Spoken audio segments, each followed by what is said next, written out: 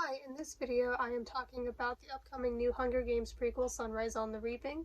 In this video I will be talking about my predictions for the book as well as my thoughts on it, as there has been some recent news revealed about it. So let's start with the recent news and what we already know about this book.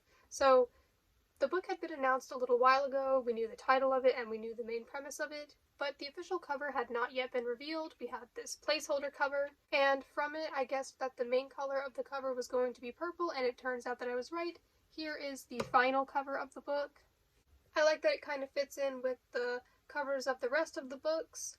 I don't absolutely love it. I think it looks okay. I kind of like the colors. I don't dislike it though, but I don't absolutely love it. Personally, I think I like the cover of The Ballad of Songbirds and Snakes a little more. Maybe it's just the colors or the overall design, I don't know.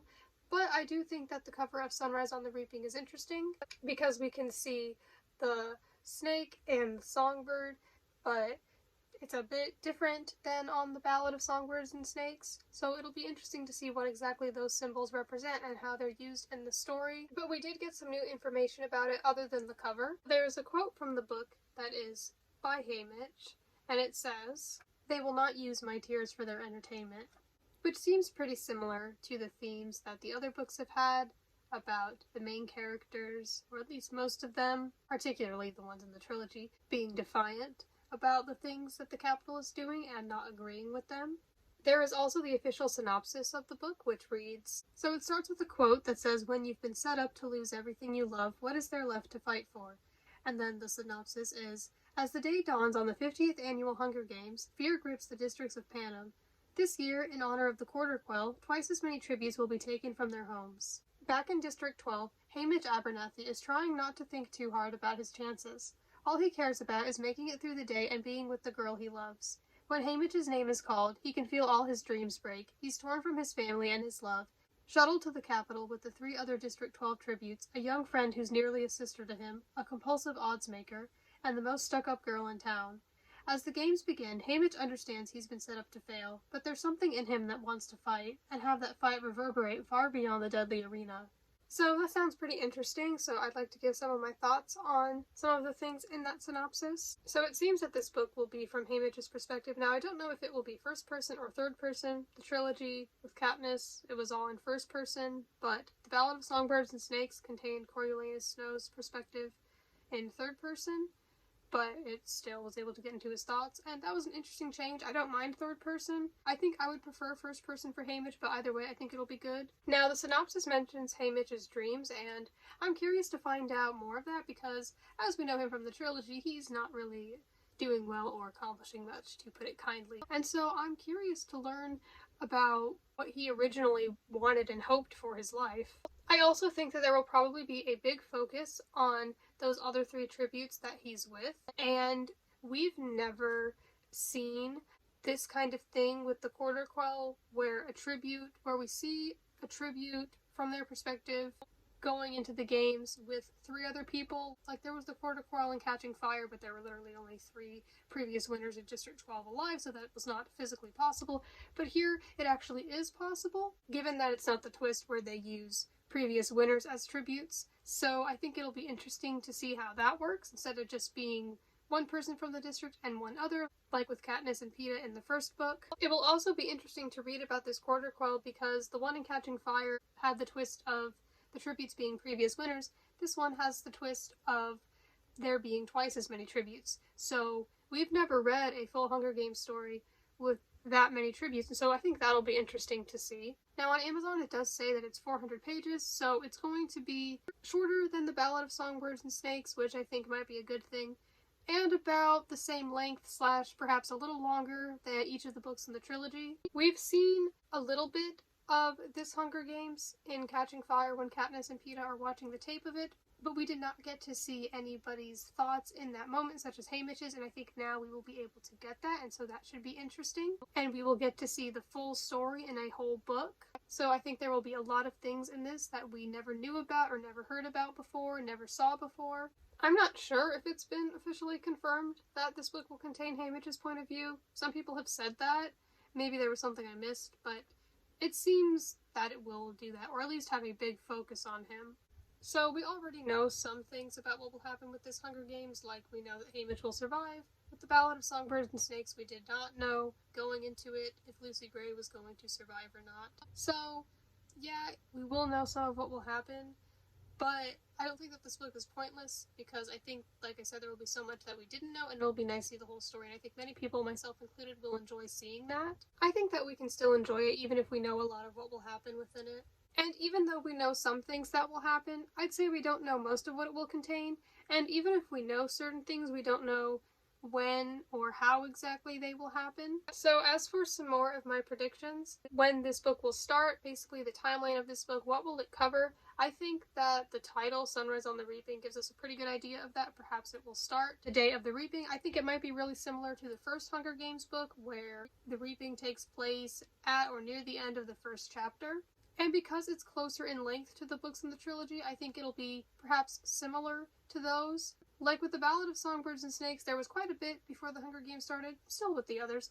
But then the actual Hunger Games portion of that book was only a little over 100 pages, and it was like in the middle. And then there was a lot of stuff after the games, which doesn't really apply to any of the other books. I think that that is less likely to happen here. There might be some stuff afterwards, I think there will be, especially based on some of the things we've heard. Like the things we've heard that happened to Haymitch's loved ones after the games. So I think there will be a little bit of that. I don't know how much. I don't know how long that's going to last. But I think that it's going to perhaps mostly focus on the games. There might be a bit of preparation beforehand, like with the first book. But I think that it's going to have a bigger, longer focus on the games than The Ballad of Songbirds and Snakes did. I think this book is really going to give us a focus on Haymitch's backstory, his home life, his childhood, his family, his friends, his loved ones. I know there was a girl that he liked. I don't know if they were like officially together or he just had feelings for her. I guess we'll see. But I'm excited to learn more about that.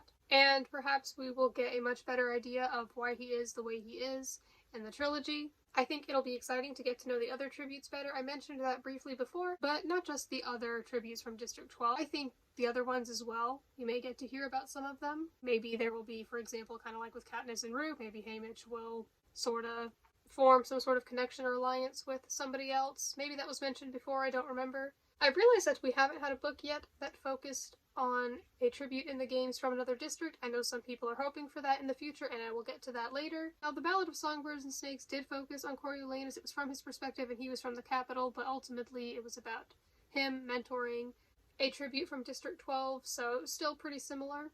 I also think it'll be interesting to see how exactly everything works at this point in their nation, because with The Ballad of Songbirds and Snakes, we saw that the technology for the Hunger Games was pretty underdeveloped compared to in the trilogy. Like, so many things were different. There were so many things that they hadn't done yet for it. And, like, the cameras weren't the same. You couldn't see and hear everything as well as you could once we get to the Hunger Games in the trilogy. Like, in The Ballad of Songbirds and Snakes, it was only the 10th Hunger Games. This one is the 50th. So there's been a lot of time that has passed, and a lot of things in the 10th Hunger Games were invented right then. So we got to see the origins of those. I don't know if we'll see the origins of anything in this book, but maybe. So I think when it comes to the technology and stuff, I think it's going to be closer to the trilogy, but perhaps a little different, perhaps a little less developed. But I don't think it'll be as drastic of a change as it was compared to the 10th Hunger Games. I'm also, of course, curious as to if this book is going to give us any answers about Lucy Gray, because in The Ballad of Songbirds and Snakes, this video will contain spoilers for pretty much every other Hunger Games book, in case that wasn't clear already. At the end of The Ballad of Songbirds and Snakes, we didn't really know what happened to her. She kind of just left. Or in my opinion, it's also possible that someone took her. Everyone just assumes that she left, but we don't know that for sure. And we don't know what happened to her, if or when she died, or anything really. Maybe she became someone else. There are theories that she became other characters in the series that we know by another name. I would like an answer to that, because that was one of my problems with that book. I didn't really like how we didn't know what happened to her, and it wasn't something that we had an answer to, but because there is going to be this new book, maybe we'll hear about her. I don't really see how. I mean, she was from District 12, so I don't know if she would still live there. I don't think so, because at the end of The Ballad of Songbirds and Snakes, it was like she had disappeared, but who knows, there might be something somewhere to do with her. I have no idea. I wouldn't be too disappointed if she's not mentioned in this one, but it's possible. There were a lot of parallels between the first prequel and the trilogy, so maybe we will see something related to her. Now, as for my predictions on how much people are going to like this book. So I think that The Ballad of Songbirds and Snakes was certainly not a failure. It was definitely successful commercially. A lot of people did like that book, but a lot of people also didn't like it so much. I know that many people found it disappointing, underwhelming, or boring.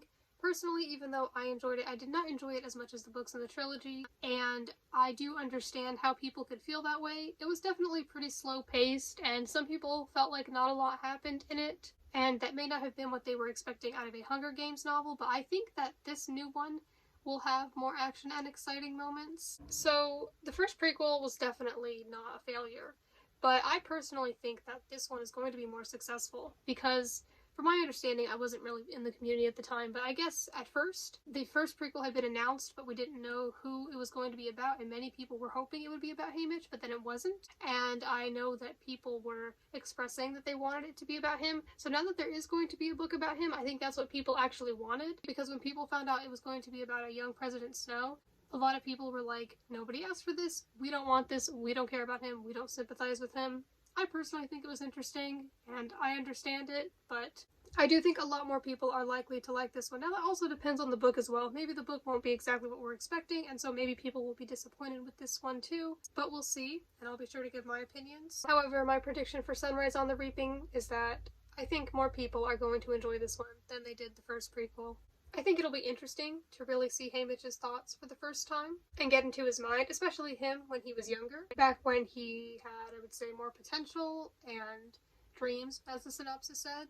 There seemed to be things that he was hoping for, and I'm excited to learn about that. I'm excited to see what his thought processes were like. Did he have very strong morals? I'm guessing he probably did, and I'm just excited to see what he was like at that young age and how he treated people. And I think we're also going to get pretty deep into his emotions. I don't know if he will be a particularly very emotional character. I don't know if he'll be very open about that, but I do expect this book to get pretty emotional at times. I know that some of this book will end in devastating tragedy, but even so, even though we still know some of what happens, I think that it's still going to be very emotional and maybe even shocking in some ways to the reader.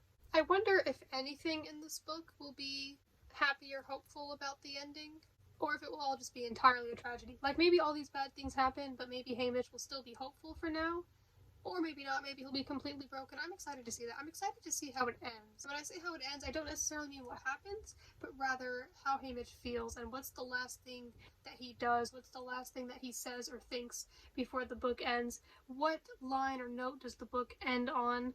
I am excited to see that because I want to know how he feels at the end. Like, if it ends on some sort of message of hope, like maybe he's going to do something about it, or maybe he'll hope that someone else will do something about it, or does he just give up by the end?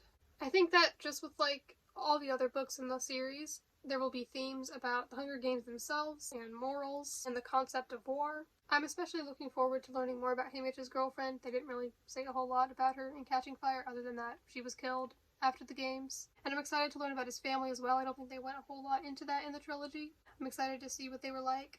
And I'm looking forward, but also a little nervous to see what happens after the games, because I know that he did talk a bit about what happened afterwards, and none of it really sounded good. And I'm excited to meet new characters. Maybe some of them will be really lovable, some of them we will already be familiar with, then some of them will be completely new to us, and maybe some of them will be really lovable. We'll see. Some of my end thoughts, now that this is the second prequel announced, I won't be surprised if there will be even more books added on to this. I know some people are particularly really hoping for certain characters like Finnick or Joanna. I know they really want to see their games in a whole book. Personally, I don't think there are any characters that I'm desperate for. If there are any new ones, I'll probably read them and I'll probably enjoy them. I think it would be interesting to see them, but I don't think there are any characters that I really want to see. But if there are any that you really want to see, let me know. I'm definitely excited to read this book. I think that I might enjoy it more than the first prequel as well, even though I did like the first prequel.